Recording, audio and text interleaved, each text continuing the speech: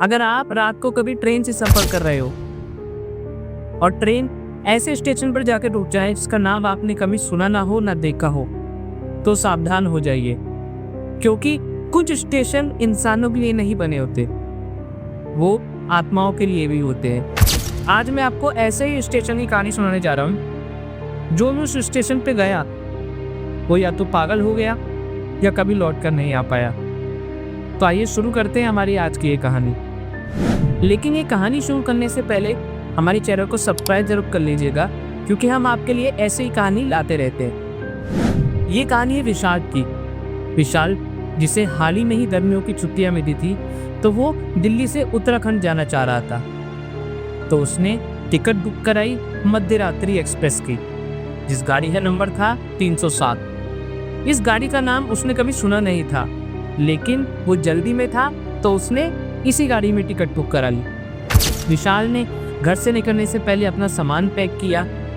जो भी सर्दियों के कपड़े थे उसने एक बैग में पैक किया, टैक्सी करी और टैक्सी लेकर स्टेशन आ मिला। स्टेशन आने के बाद विशाल ने कुछ देर वेट किया। उसके बाद मध्य रात्रि एक्सप्रेस, जो कि उसने टिकट जिस गाड़ी की बुक करा रखी थी, वो गाड़ी उस स्टेशन पे आ गई और विशाल चढ़ गया। जब विशाल उस ट्रेन में चढ़ा तो उसने देखा कि उस ट्रेन में उसके साथ मात्र 4 से 5 लोग ही बैठे थे।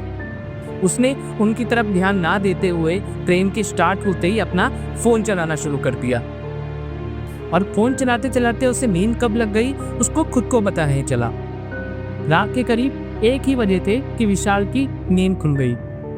विशाल ने अपने आसपास देखा तो वो 4-5 लोग जो उसके साथ बैठे हुए थे जब वो ट्रेन में चढ़ा था, वो अब उसके साथ नहीं थे। विशाल ने खुद को वहां पे अकेला पाया। इतने में ही जब विशाल ने बाहर की तरफ देखा, ये जानने के लिए कि ट्रेन किस स्टेशन पे रुकी है, तो उस स्टेशन का नाम था शवपुर। विशाल ने ऐसे किसी स्टेशन का नाम कभी सुना नहीं था। उस स्टेशन का नाम सुनकर उसे थोड़ा अचंभा जरूर हुआ, लेकिन उसने सोचा कि क्या पता जो बाकी के लोग थे वो पहले ही उतर गए हों। इतने में ही ट्रेन पर एक बूढ़ा आदमी चढ़ा। उस बूढ़े आदमी ने कुर्ता पजामा पहना हुआ था, जो कि थोड़ा मैला सा दिखाई पड़ रहा था, और पैरों में चप्पल पहनी हुई थी। वो धीरे धीरे चढ़ते हुए आया और राकेश के पास वाली ही सीट पर बैठ गया और राकेश से पूछा कि बेटा तुम कहाँ जा रहे हो? तो राकेश ने बताया कि मैं उत्तराखंड जा रहा हूँ। इतने में ही उस बूढ़े आदमी ने जवाब दिया राकेश को कि जो भी इस ट्रेन में बैठता रहे वो कहीं नहीं पहुंच पाता। बूढ़े आदमी की ये बात सुनकर राकेश ने हंसी में ये बात टाल दी। अब वापस से विशाल ने फोन निकाला और उसको चलाने लग गया। वो चलाते चलाते उसे झपकी सी आने लग गई, लेकिन जैसे ही उसकी नींद टूटी उसने देखा कि वो बूढ़ा व्यक्ति जो कुछ टाइम पहले उसके पास में बैठा हुआ था वो अब दिखाई नहीं पड़ रहा। तो उसने आसपास देखने की कोशिश करी तो बूढ़ा व्यक्ति उसे अब भी नहीं दिख रहा था। अब ट्रेन की जो लाइट्स थी वो भी ऑफ हो चुकी थी। इतने में ही एक साया उसकी खिड़की के पास से गुजरा। अब विशाल उस साये को देखते ही समझ गया कि ये वही बूढ़ा व्यक्ति है जो कुछ समय पहले पास में बैठा हुआ था। अब राकेश डर के मारे अपनी सीट पर जाके चुपचाप बैठ गया और उसने एकदम से अपना मोबाइल निकाला कि किसी को फोन करके बताऊं, लेकिन फोन में नेटवर्क भी नहीं आ रहा था। विशाल थोड़ा और डर गया।